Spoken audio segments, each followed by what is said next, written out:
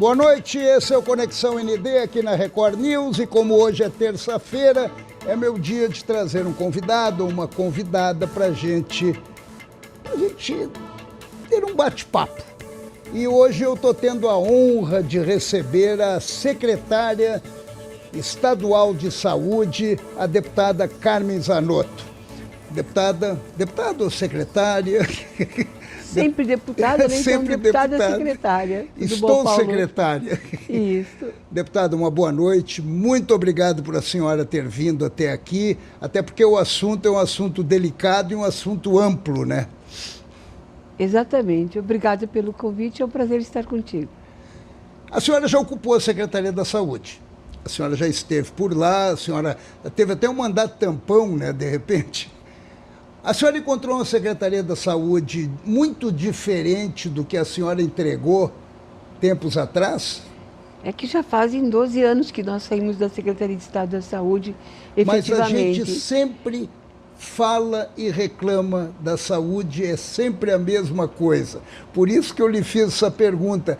Entra anos, termina o mandato de um governador, inicia o mandato de outro e sempre a saúde está sendo priorizada no lado negativo ou no lado da reclamação. Por que isso, secretária? A saúde ela tem demandas constantes, né? Então é claro que algumas coisas avançaram, outras poderiam ter avançado muito mais. A gente precisa lembrar que tivemos um período também da pandemia do Covid-19 e a situação ela é muito delicada com relação aos procedimentos cirúrgicos eletivos e nem tão eletivos assim, porque para mim uma cirurgia de câncer é uma cirurgia tempo sensível que precisa de uma outra classificação, né? O Sistema Único de Saúde ele tem essa beleza de sempre ir avançando dentro das políticas públicas e nós precisamos, em Santa Catarina, que é um estado de referência, a gente precisa dar uma resposta mais rápida para esta população que está aí há muitos anos, não é só do período da pandemia, não, que eles estão aguardando procedimentos cirúrgicos eletivos, em especial as cirurgias ortopédicas, as cirurgias da parte da urologia e um olhar diferenciado para o conjunto dos pacientes com câncer. Eu sou autora da lei dos 60 dias, que determina o prazo máximo de acesso à cirurgia, à quimio e à rádio, e dos 30 dias para os exames do câncer, porque quem tem câncer não pode esperar. Então, quando o governador Jorginho nos convidou, a gente veio com muita alegria, com muita responsabilidade, porque a gente precisa fazer com que alguns procedimentos realmente deixem de ser olhados como eletivos, ou seja, que não tenham uma urgência imediata, e que os eletivos não se transformem em procedimento de urgência em função deste tema. É buscar zerar as filas mesmo. Secretária, quando a gente fala em zerar a fila, quando a gente fala em pessoas aguardando por muito tempo uma cirurgia, aonde é que a gente encontra a falha? Por que isso acontece?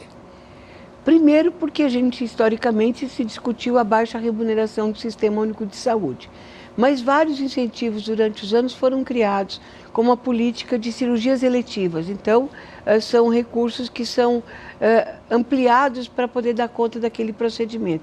Outros é capacidade instalada. Então, para a gente dar conta da demanda que nós temos dos procedimentos cirúrgicos que estão já definidos como necessidade de operar aquele paciente. Nós temos hoje que precisa de internamento hospitalar de 105 mil pacientes e que são procedimentos ambulatoriais mais 5 mil pacientes, em especial as cirurgias de cataratas que a gente considera ambulatorial. Então estamos fechando os relatórios para a gente apresentar ao governador 110 mil pacientes, mas temos prontos para cirurgia.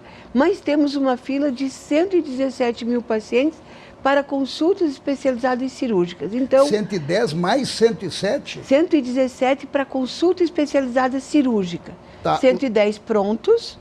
110 prontos, mais 117. Mais 117 que tem consultas especializadas cirúrgicas. Então, todos esses dados estão sendo levantados. Essas consultas podem levar a uma cirurgia. Exatamente. Então, o que nós precisamos? Quando a gente fala de zerar a fila, é buscar reduzir o tempo máximo de espera que a gente está tendo. Ou seja, quanto mais rápido a gente puder fazer esses procedimentos, melhor será para a vida das pessoas. Então, os dados nós temos na fila pacientes de 2017, que foi quando entraram no sistema que a gente tem a base de dados, mas podem ser pacientes anteriores a este período. As cirurgias que estão aguardando mais tempo são as cirurgias de ombro, de quadril, de joelho, de coluna, as cirurgias conhecidas ortopédicas. Mas também temos cirurgias mais básicas, né? Como cirurgia de hérnia, cirurgia de fimose. Então, separar esse conjunto de procedimentos com o levantamento que nós estamos realizando junto com os hospitais, a representação dos hospitais e a representação dos secretários municipais de saúde, que é a capacidade instalada. Na identificação de que não temos capacidade instalada no conjunto de hospitais públicos e os hospitais filantrópicos prestadores de serviços, nós temos que comprar esses procedimentos na rede privada que o Sistema Único de Saúde permite. A rede privada faz parte da rede de atenção à saúde também, pela Lei 8080. Secretária, a senhora falou agora sobre o SUS, né? Por que a gente recebe tão pouco no SUS em Santa Catarina, que é uma demanda que vem de tantos anos, enquanto que o Paraná e o Rio Grande do Sul recebem mais? Porque quando aconteceu a municipalização e a estadualização das ações de serviços de saúde, por exemplo, onde é que era a nossa referência de cardiologia? No Paraná ou no Rio Grande do Sul? E em Florianópolis, nós não tínhamos os serviços descentralizados como a gente passou a ter na rede que nós temos, por exemplo. Nós éramos deficientes em atendimento? No passado, quando da municipalização das ações, sim.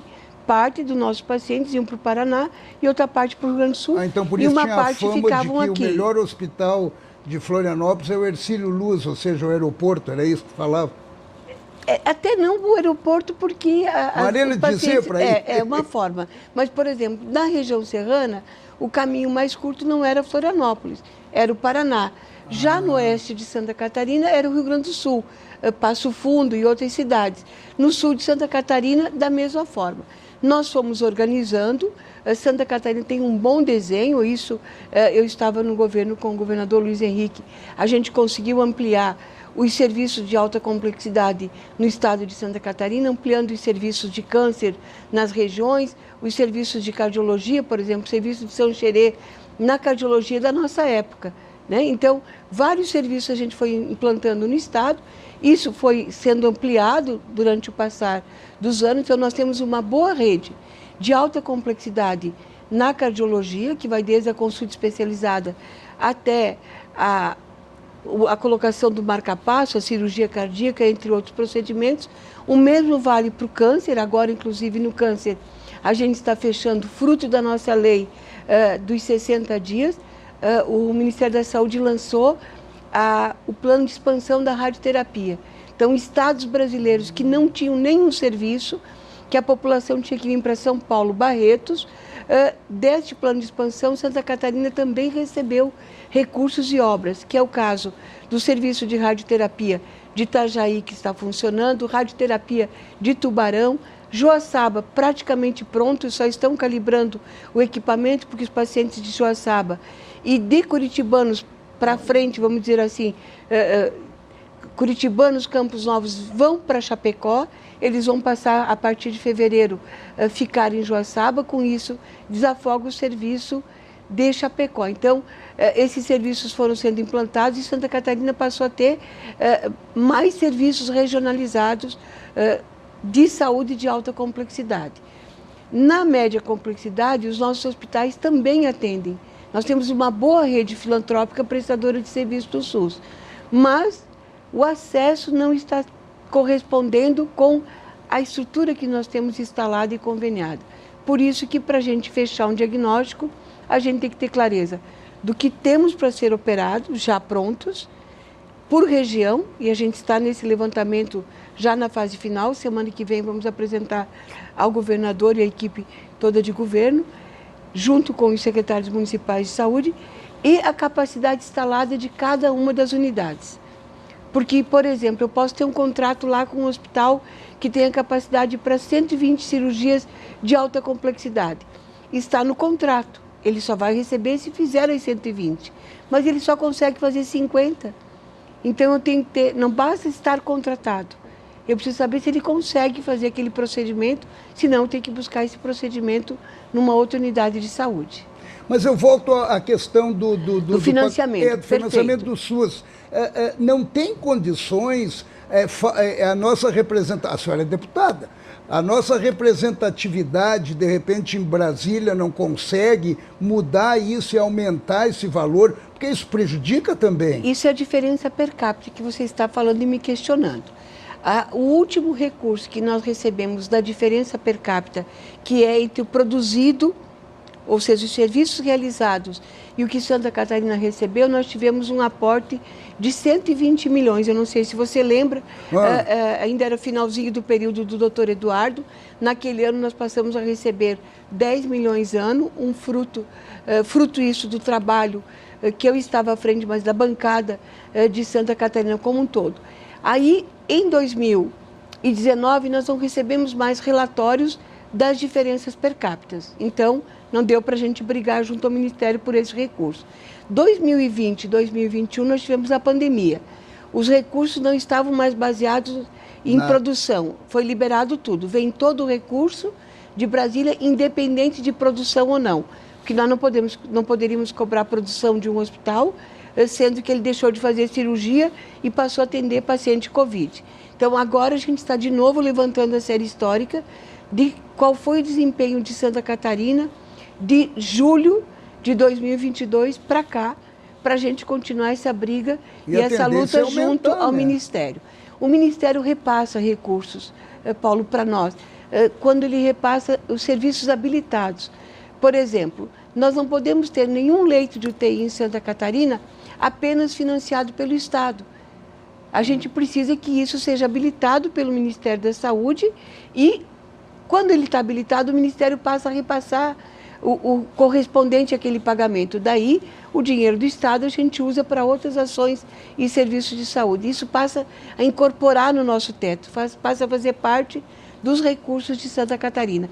Agora, se você me perguntar qual é a diferença hoje de Santa Catarina com o Paraná, eu não consigo te precisar. Eu consigo te precisar o que a gente tinha até o final de 2018. Agora, com a pandemia, com a Covid-19, aumentaram os leitos de UTI por aqui, né? Ou voltaram de novo ao que era antes? Não, aumentaram. Uma parte foi só durante o período da pandemia, outra parte que aumentou na pandemia foram habilitados. Quando a gente diz habilitados, eles foram mantidos com financiamento do Ministério da Saúde. Como a senhora explicou, que tem que ter esse... Isso. Temos ainda um conjunto de hospitais que a gente está fazendo até os termos aditivos de prorrogação, que são leitos pediátricos e neonatais que foram abertos em função daquela necessidade que tivemos ali a partir do mês de julho, agosto e setembro, né? Isso. De mais leitos. Tem um conjunto ainda que não está habilitado pelo Ministério. Alguns estão já aprovados, só aguardando portaria, outros ainda em período de avaliação e 2 unidades hospitalares que estão manifestando desejo de não continuar e 2 que não mandaram os documentos ainda. Secretária, eu tenho uma... eu estava pensando aqui, enquanto a senhora estava falando, eu estava pensando numa pergunta que eu queria lhe fazer, mas depois eu retorno a ela. Eu queria lhe perguntar sobre os hospitais públicos de Santa Catarina. São 18, né, que nós temos. Há quantos anos que nós não construímos nenhum hospital em Santa Catarina? Nós temos o Teresa Ramos, que ele foi construído agora e não está 100% em operação, que é um anexo ao Hospital Geral e Maternidade Teresa Ramos. Mas ele não é um anexo ou é um hospital? Não, mas ele tem 26 leitos de UTI, tem 3 andares de internamento, tem um centro cirúrgico e uma emergência. E dá para a gente considerar uma boa unidade hospitalar ampliada, né? Nós temos, que não é do Estado, a administração dele, mas o Hospital Marieta pertence ao Estado, ele é uma seção de uso para as Irmãs Pequenas Misericórdias, também tem um anexo Madre Teresa com 20 salas de cirurgia, 20 leitos de UTI, se eu não estou equivocada, 3 pavimentos de internamento, que está praticamente pronto, eles estão concluindo a instalação do mobiliário e a gente precisa ativar. Também teve ampliação em Xanxerê, que é um patrimônio do Estado, sob a administração das irmãs, também lá é outra congregação, que também teve uma ampliação, e Chapecó. Uma obra nova, 100% e nova. Lages não teve uma ampliação também? É esse do Teresa Ramos. Ah, do Teresa Ramos. É esse, do Hospital Geral e Maternidade Teresa Ramos. Ah, não, eu confundi o Teresa Ramos com o Itajaí. Ah, tá. Não, o Itajaí é o Marieta. Isso, eu confundi aqui. Isso. Agora, os 2 hospitais públicos mais eficientes de Santa Catarina, eu vi numa pesquisa até internacional, são de Blumenau? Públicos deficientes? Não, 2 hospitais mais eficientes de Santa Catarina. Eles são filantrópicos. É o Hospital Santo Antônio, de Blumenau, e o Hospital Santa Isabel, Isso. que inclusive saiu mais uma matéria agora com relação aos serviços de transplante de órgãos que lá acontece, sendo o 4º no país que mais transplantou órgãos fígado. Eu defendo há muitos anos já que o Hospital Santa Isabel tem uma torre, ou seja, um complexo, com a parte ambulatorial, setores de internamento, ou seja, quartos para internar, centro cirúrgico específico para transplante.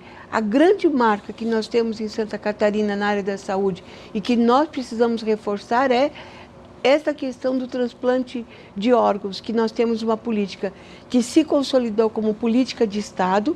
O SC Transplante, a gente conseguiu construir isso lá na época que nós estávamos com o deputado Coruja, o deputado Dado, e isso se consolidou mesmo como uma política de Estado. Então, nós captamos e temos um bom serviço de captação de órgãos nos hospitais, de maneira geral, do Estado como um todo, e também de transplante de órgãos. Cada transplante de rins que a gente consegue fazer é um paciente a menos numa máquina de hemodiálise 3 vezes por semana. A gente passa da qualidade de vida. Então, essa questão do Hospital Santa Isabel, que é uma marca muito forte do nosso Estado, o meu desejo é que a gente realmente consiga realizar a ampliação do Santa Isabel para se consolidar como o grande centro de transplante do sul do país. Que já é elogiável, né, o trabalho que realiza. Isso. Agora, a doação de órgãos passa pela senhora? Passa pelo SC Transplante. E há projetos, de repente, de trabalhar mais campanhas para retomar isso? Nós trabalhamos com as entidades que apoiam, né? Humberto da Par Vida é um parceiro nosso histórico durante já mais de quase 20 anos nessa luta da ampliação das captações de órgãos. A política de captação de órgãos é financiada pela Secretaria de Estado da Saúde, ou seja, uma família só vai doar órgãos, Paulo, se ela for bem recebida na porta de entrada. Ou seja, uma vítima de acidente ou uma outra patologia que aquele cidadão possa, quando for comprovada a morte encefálica, né, a morte cerebral que a gente fala, se ele foi bem acolhido na hora da entrada no hospital, é uma família potencial doadora. É uma tendência de retribuir. Isso. Agora, se o procedimento todo foi atrapalhado, complexo, nem aborde a família, porque aquela família está entristecida e muito chateada. Então tem que fazer um trabalho de cultura também. Esse trabalho já vem sendo feito, por isso que a gente diz que eu tenho muito orgulho de ter participado de todo esse processo nos governos anteriores com o Dr. Joel, que coordenou toda essa equipe, que é uma referência nacional, porque a captação de órgãos em Santa Catarina é uma política de Estado. Independente dos governos, ela se mantém muito forte e cresce.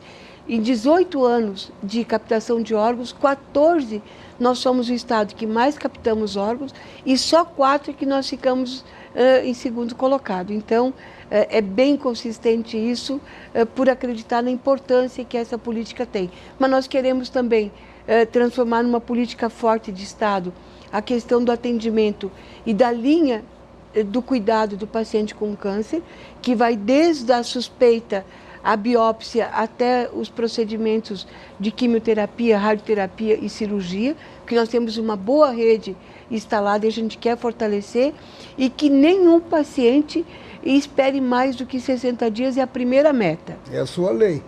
A primeira meta ninguém pode, então nós temos que todos os nossos serviços tem que dar o primeiro tratamento em, no máximo, 60 dias. Então, uniformizar isso e depois a gente gradualmente ir reduzindo o tempo de espera, porque quem tem câncer não pode esperar. Verdade. Essa é a Conexão ND aqui na Record News e hoje eu estou tendo a honra de receber a secretária de Saúde do nosso estado, Carmen Zanotto, e a gente continua conversando e a gente estava falando aqui, que chamou muita atenção, é o seguinte, já tem uma demanda represada, que é uma das promessas do governador Jorginho Melo, promessa de campanha, que a senhora agora está administrando para reduzir as filas de cirurgias. Agora, doença não avisa, né? Ela aparece e daqui a pouco as coisas podem aumentar e essas filas cada vez aumentam mais. Como é que dá para resolver esse problema? O governador Jorginho usa um exemplo muito simples. É como uma pia com toda a louça acumulada, não basta a gente lavar e deixar acumular de novo. Isso. Né? Então nós precisamos, com o levantamento da capacidade instalada, dar vazão a essa demanda que está reprimida e colocar na rotina os que estão por vir, que são esses pacientes que estão nas filas de cirurgia, de consulta especializada para a cirurgia. E as cirurgias eletivas não podem viver só de mutirões, elas têm que entrar na rotina do Sistema Único de Saúde. Por exemplo, vamos de novo no câncer, né? Uma mulher que fez uma retirada de mama por um tumor, quanto tempo ela tem que esperar para reconstruir a sua mama? Ela não pode ficar 4, 6 anos esperando para ter uma reconstrução de mama. Isso não é estética. Isso é saúde mental dessa mulher. Ela não precisa ficar lembrando que ela teve esse câncer de mama cada vez que ela troca de roupa, cada vez que ela toma banho, ou que ela vai se tocar. Então, a gente tem que olhar isso como é um procedimento eletivo, mas a gente precisa dar todo o atendimento, toda a linha de cuidado. Então, dentro dos serviços de cânceres que nós temos habilitados, como o CEPOM, Santa Isabel em Blumenau, Tereza Ramos em Lages, Criciúma, né, o hospital que trata o câncer, ou o Tubarão no Achado da Conceição, eles têm que fazer toda a linha de cuidado. Se aquela mulher entrou pelo serviço, uma consulta oncológica por causa de uma biópsia positiva, ela tem que entrar, o serviço tem que definir se ela vai para uma cirurgia, se ela vai para químio, se ela vai para rádio. Se ela foi para cirurgia, por exemplo, se é uma mulher que teve que retirar a mama, pode fazer a reconstrução da mama na hora da cirurgia? A lei permite e recomenda, se tiver indicação médica. Se não tem indicação médica, ela tem que fazer posterior. Inclusive, esse debate agora já se iniciou com o Ministério da Saúde, que a gente deve ter notícias logo ali na frente, mas lá em 2019, eu como deputada já tinha colocado R$1,5 milhão e que foi assinado um termo de cooperação com o Hospital Universitário para a gente operar esses pacientes. E eu defendo, inclusive, que não é a mama que foi retirada só que tem que ser colocada a prótese. A gente tem que garantir, e já tem lei, eu participei desse processo também, que é a lei que garante a simetria, que deixar as duas mamas iguais. Né? Tu não pode ficar com uma mama com prótese e outra mama mais caída, vamos dizer assim, por causa do tempo. Lembrando do... Exatamente. Então a gente defende a simetria das mamas. Já estamos vendo com o HU o que ele conseguiu fazer nesse período, o que não conseguiu, quem mais vai poder fazer. Além desse recurso que nós já temos aqui no Estado, a gente vai ter mais um aporte federal para isso, que vai nos ajudar, é claro. Então, dar uma rotina mais célere para esses procedimentos. Tem procedimentos que pode esperar 6 meses? É razoável esperar 6 meses? Ok, os médicos dizem que é razoável.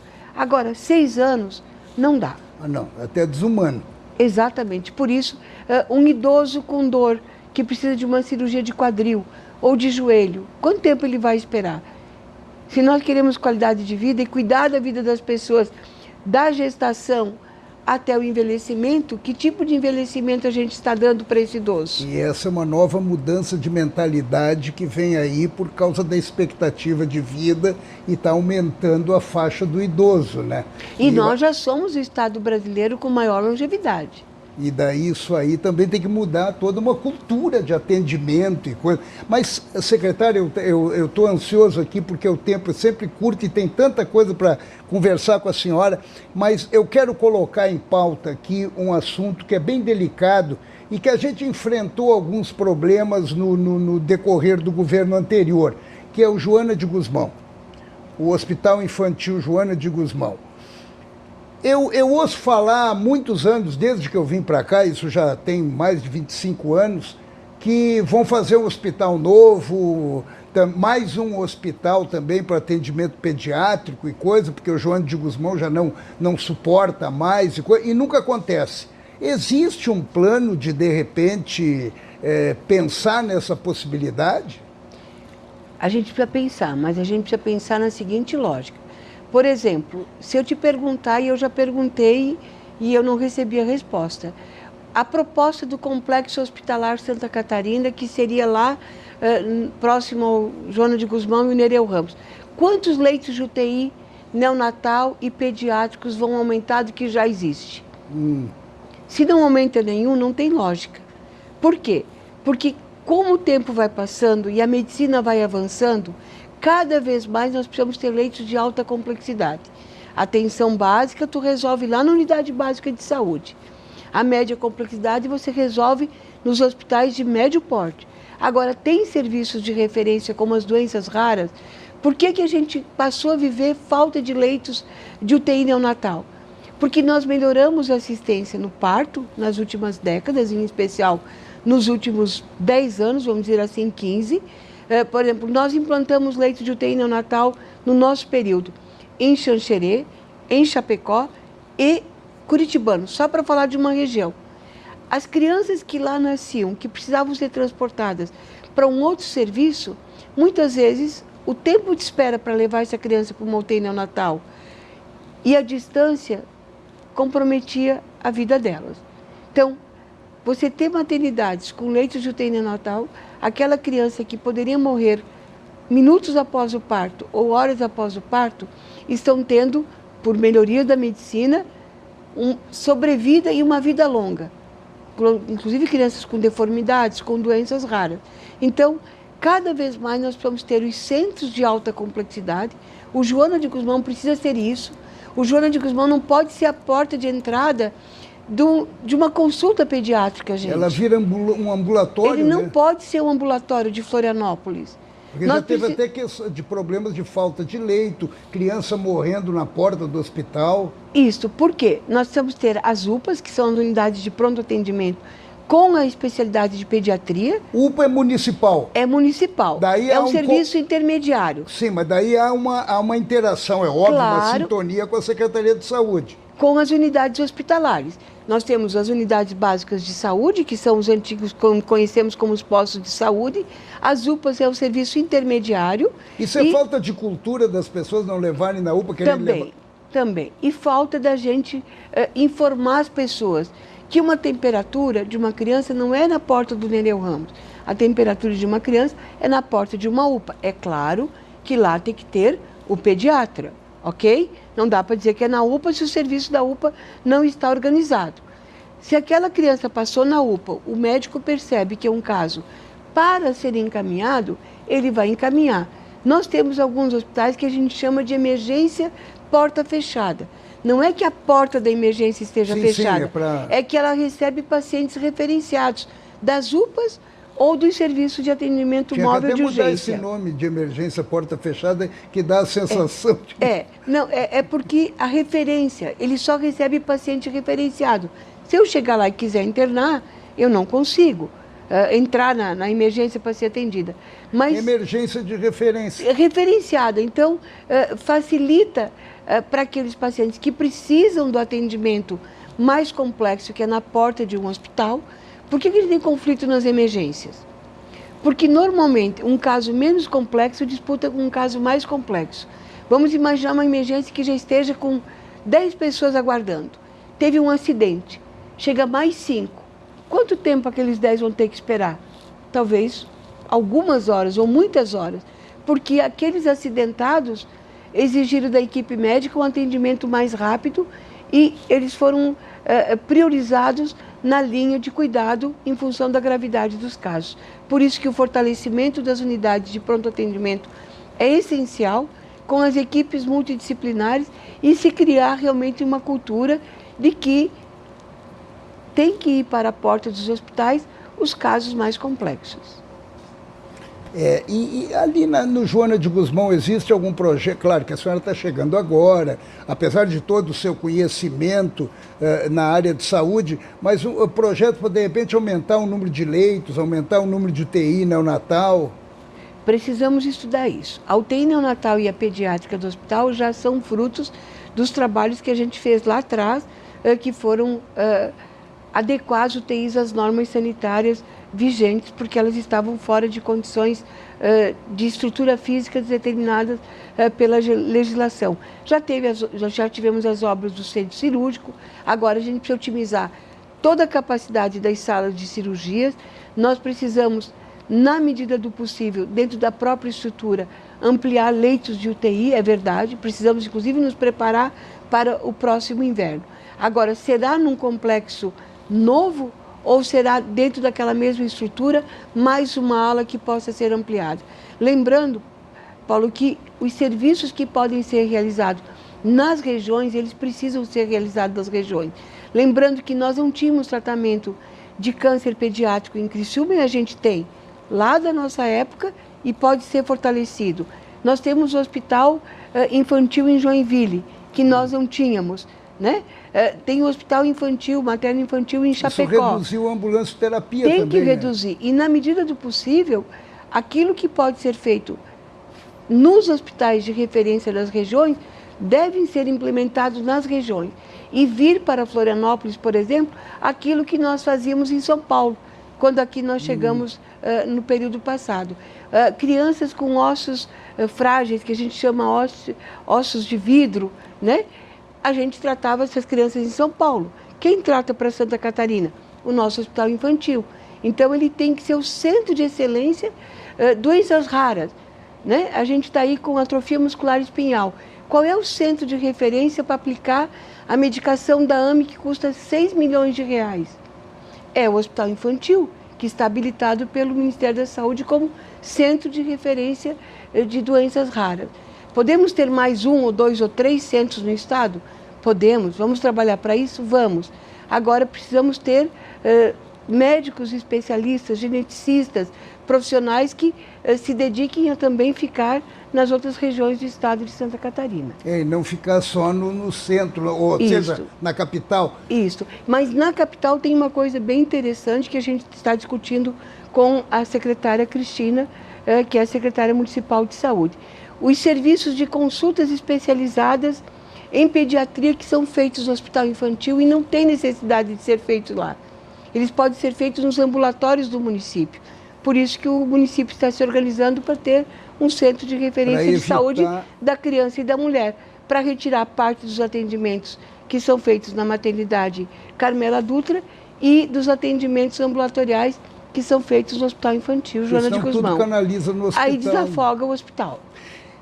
A gente está praticamente terminando, secretária, mas eu queria lhe perguntar, que eu acho importante, que eu li, antes de vir para cá, eu li um estudo de que, isso na América Latina, inclui naturalmente o Brasil e nos inclui, que cerca de 40% a 50% dos recursos destinados à saúde são aplicados de forma ineficiente, ou seja, eles se perdem. E por isso que, de repente, sempre tem essa ladainha da falta de recursos, das dificuldades de expandir a área de saúde. Como é que a senhora está visualizando essa parte de recursos, essa parte financeira? A nossa secretaria tem dinheiro? Tem. Não dá para a gente dizer que os recursos do ano de 23, por exemplo, são os mesmos recursos proporcional ao que a gente tinha em 2010, em hipótese alguma, né? O orçamento da saúde hoje, o do ano passado, terminou em 15,98%. O que nós precisamos nos perguntar é, esta aplicação maior de recursos na área da saúde, que impacto teve na vida das pessoas? qual foi o aumento de procedimentos realizados. Exatamente. E todos os investimentos, eu discutia hoje de manhã com um diretor de um hospital filantrópico, todos os investimentos têm que ser vocacionados e direcionados para qual será o resultado. Eu vou montar uma UTI, mas eu vou ter equipe médica para tocar aquela UTI? Eu vou ter alta complexidade para ocupar aqueles leitos de UTI? Como está a minha equipe de alta complexidade na ortopedia, na neurocirurgia, na cardiologia, para a gente aumentar os leitos? Porque não adianta aumentar leitos, se não tem mão de obra especializada para isso. A gente tem que sempre ter a resposta do que qual será o resultado daquela aplicação financeira na vida das pessoas. Se a gente tiver isso sempre em mente, a gente erra menos. Eu tenho certeza que a senhora vai errar muito pouco, se errar. Secretária, a gente está acabando, eu não fiz nenhuma pergunta para a deputada, que eu soube que o seu Partido Cidadania vai ficar independente lá na Câmara Federal. Ontem até saiu essa informação, a senhora concorda com isso? É uma posição da bancada, que da está bancada, divergindo, não do partido. Está divergindo, inclusive, do partido. E a senhora está com o partido ou com a bancada? Com a bancada. Muito obrigado, conte conosco e espero lhe entrevistá-la mais vezes, porque esse assunto é um assunto abrangente, é um assunto envolvente e que mexe com todos nós, né, secretário? Obrigado pela sua participação no programa. Obrigada, sempre às ordens, e tomara que da próxima vez a gente já possa ter dados concretos de como o serviço foi organizado e como está sendo os procedimentos, em especial, repito, os procedimentos de cirurgias tempo-sensíveis, que é aquelas que não podem esperar. Obrigado você que nos acompanhou até aqui em mais um Conexão ND. Terça-feira que vem eu estou de volta. Beijo e até lá!